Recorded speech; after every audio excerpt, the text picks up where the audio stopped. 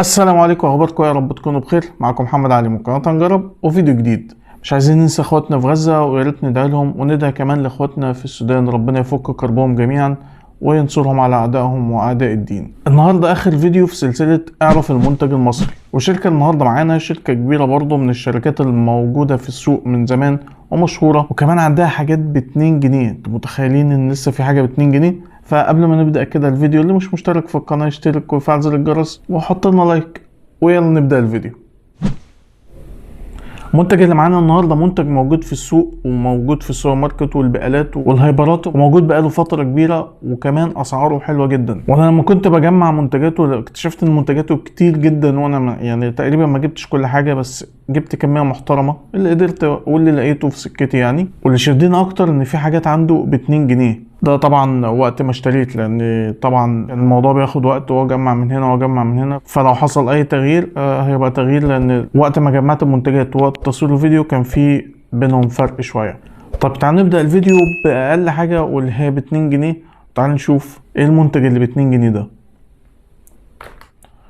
لقيت الخمس حاجات دول ب2 جنيه. هو حاجه اسمها ميمو، ده عباره عن نوجه تقريبا، نوجة بجزء الهند ومتغطية بالكاكاو، وفي منها 4 أطعم. دي أول حاجة معانا، دي شكلها في الأول.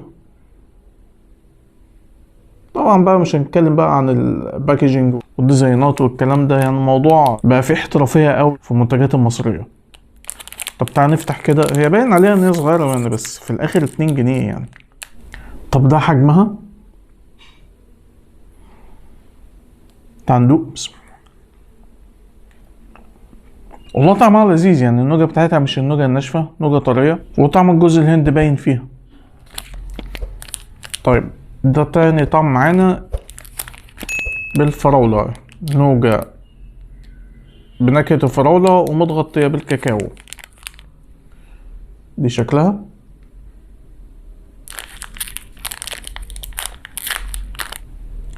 برضه نفس الشكل، بس ريحة الفراولة ضربت كده، بس ريحة فراولة اللي هي الصناعي شوية. تعالوا ندوق. بسم الله. يعني زي ما قلت لكم، ده بس طعم الفراولة فيها صناعي شوية. طيب تعال نشوف اللي بعدها.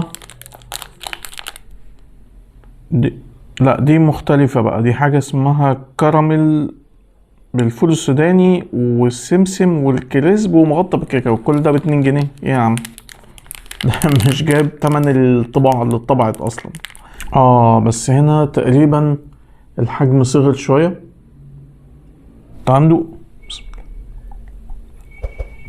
لا هنا مش زي النوجة التانية، لا ناشفة شوية، يمكن عشان الكراميل والكريسب كمان اللي معاها طعمها مش احسن حاجة. تعال نشوف اخر حاجة في النوجة اللي معانا او الكريسب اللي معانا. ده كريسبي متغطي بالشوكولاتة البيضاء. ده شكله.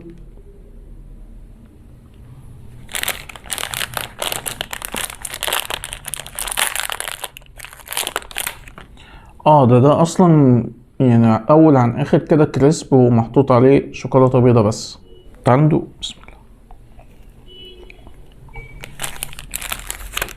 الله. يعني اكيد الشوكولاتة البيضاء ما جاتش يعني، بس تعدي 2 جنيه. وفي برضو معانا هنا حاجة زي الاوريو او البوريو، حاجة اسمها كمارا جامب. ده 3 بسكوتات، بسكوت بالكاكاو محشو بكريمة الكاكاو. 3 بسكوتات وب2 جنيه. يا بلاش. طبعا يعني حجم البسكوت صغير قوي، بس يعني مديني انطباع ان هو اوريو او بوريو قصدي، وريحة الكاكاو طالعة. تعال ندوق. الكاكاو هنا طعمه اوفر شوية، حتى يعني ملمس على زي ما تكون حاجة طعمها محروق، فما عجبنيش. تعال نعلى بالسعر شوية ونروح ل3 جنيه. دي الحاجة الوحيدة اللي لقيتها ب3 جنيه، حاجة اسمها كامارا سبونج بلس، كيكة محشية بكريمة الفانيليا او بطعم الفانيليا. دي شكلها. يعني ادي حجمها. تعال ندوق. بسم الله.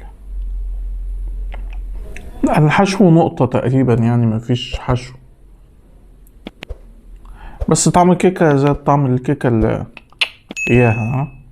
يعني متفرقش عنها حاجة بصراحة، غير ان الحشو هنا اقل شوية. طب تعال نعلى بالسعر ونروح. لا مش 4 جنيه، 5 جنيه. عند ال5 جنيه بقى، وممكن نشتري حاجات كتير قوي بال5 جنيه. في كيك، في بسكوت بالبلح، في بسكوت بالمارشميلو، هنشوف. تعال نبدأ بالكمارا بوس. هي كيكة كاكاو محشية بالكريمة والفانيليا ومتغطية بالكاكاو. دي شكلها. تعال نفتحها ونشوف. بس تقيلة كده ومحملة يعني. ادي حجمها، والله حجمها مناسب كده، بس لونها اسود قوي يعني، كاكاو فيها زيادة شوية. تعال ندوق. طعم الكاكاو هنا اوفر قوي يعني، حتى الكريمة اللي جوه مش كسرة طعم الكاكاو، لا هي المحبين الشوكولاتة قوي يعني. تعال نشوف اللي هو حاجة اسمها كامارا تورنيدو. دي شكلها. دي كيكة محشية بكريمة المربى او بمربى الفراولة. بصوا يعني ده حجمها، بس دي حجمها صغير شوية، وباين هنا من جوه لون اللي هو مربى الفراولة. تعال ندوق.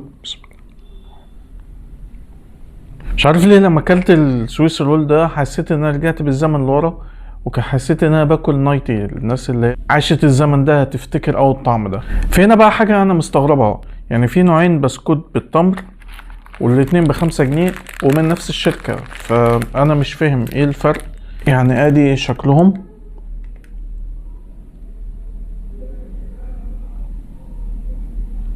واحد اسمه بايلك مكتوب عليه بسكوت بالتمر، والتاني اسمه كامارا باور بسكوت بالتمر برضه. فتعالوا نفتح كده اللي هو بايلك ده ونشوف. ده في 6 بسكوتات صغيرين دول حجمهم.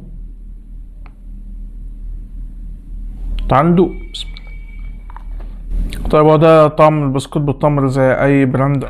تعالوا نشوف اللي هو الكامارا باور ايه الفرق يعني.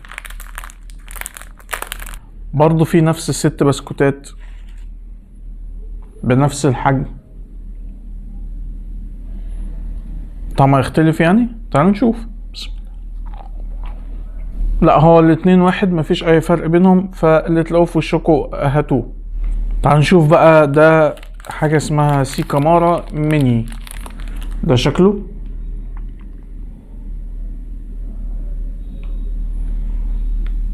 ده المفروض ان هو بسكوت بالكاكاو محشي ومارشميلو ومتغطي بالكاكاو. ده فيه 4 قطع.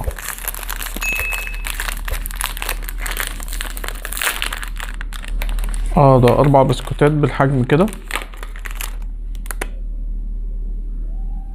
تعال ندوق. طعم مارشميلو هنا كسر شوية حتة الكاكاو المنتشرة في البسكوت دي، فلا طعمه لذيذ. تعال نشوف ده بقى اللي هو اسمه بايلك.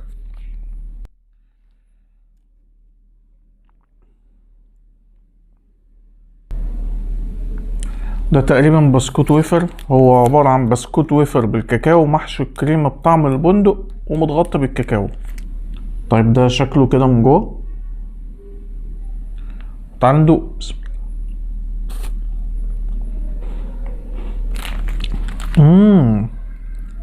حلو قوي البسكوت ده. هو طبعا طعم البندق مش ظاهر قوي، بس طعم الويفر نفسه الهش كده مش عارف ليه قلب معايا على شمعدان كده في الطعم، وانا باكل كده بتجيلي ذكريات الشمعدان، بس حلو قوي. طب تعال نروح الليفل الوحش اللي هي اغلى حاجه معانا، واللي هي ب7 جنيه. دول نوعين كيك، حاجه اسمها كامارا سبونج. دي شكلها. ده عباره عن كيك بالكاكاو محشو كريمه بطعم الفانيليا، ودي قطعتين. تعال نشوف.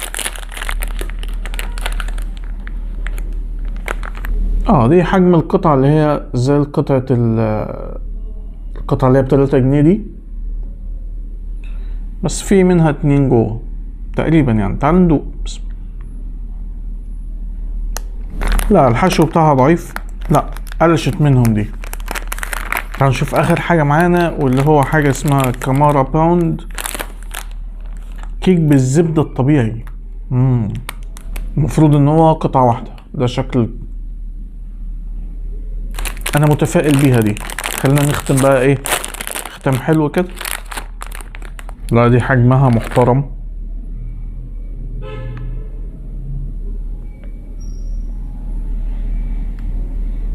لا وريحة الزبدة كمان ظاهرة. تعال ندوق. بسم الله. حلو قوي الكيكة دي فعلا، ختامه مسك. طيب تعالوا كده اقول لكم كلمتين في الخلاصة كده. طيب انا عايز اقول حاجتين. اول حاجة بالنسبة للمنتج اللي معانا النهاردة واللي هو بتاع شركة سيكامارا، منتجات حلوة جدا وفيها تنوع كبير وفيها اختلاف من سعر من اول 2 جنيه. 2 جنيه دي اللي هو ما تعملش اي حاجة يعني او ما تجيبش حاجة دلوقتي، وفي تنوع كبير لغاية 7 جنيه، ويمكن في حاجات تاني انا ما لقيتهاش او ما جاتش قدامي. فلا الشركة محترمة وموجودة من زمان ومنتجاتها قيمة مقابل سعر حلوة جدا. طيب تاني حاجة انا عايز اتكلم عليها، انا ليه عملت سلسلة اعرف المنتج المصري. اكيد ما كانش قصدي ان انا اطلع وافتح الكيكة وادوقها ونقول رأينا وبتاع، لا ده جزء من اللي انا كنت عايز اوصله، ان فعلا في شركات مصرية بتطلع كواليتي محترم، فكان لازم اوريكم المنتج واوريكم شكله وندوق مع بعض طعمه برضه ونعرفه، يعني مفيش مشكلة. حتى وان كان نسبة كبيرة منها بيشتريها الاطفال، بس يعني احنا ككبار احيانا كده بتطلب معانا شوية حاجات كده نجيبها من سوبر ماركت من كشك، فتبقى عارفين ان فعلا في براندات مصرية او شركات مصرية تقدر تعمل كواليتي محترم، ودول بالفعل موجودين اصلا في السوق وشغالين وفي ناس كتير عارفاها. وكمان تشجيع وتحفيز للشركات اللي هي عايزة تشتغل او عايزة تعمل حاجة. استغلوا فرصة المقاطعة دي واظهروا بالمنتج اللي عندكم. طلع منتج كويس بكواليتي كويسة وبسعر مناسب، هتلاقوا السوق موجود ومتاح جدا. وخلنا شويه بقى نتخلى عن عقده الخواجه. وبس كده، ده كان فيديو النهارده. اتمنى يكون الفيديو عجبكم. لو عجبكم ما تنساش من اللايك والشير والسبسكرايب، واللي مش مشترك في القناه يشترك ويفعل زر الجرس عشان يوصله كل الفيديوهات اللي جايه. واللي بيتفرج من فيسبوك يا ريت متابعه ولايك الفيديو. وفي صندوق الوصف هتلاقي اكونت الانستجرام ممكن تعمل لي فولو عليه، بتنزل حاجات مش بتنزل على اليوتيوب. واستنوني فيديوهات تانية كتير. شكرا ليكم. سلام.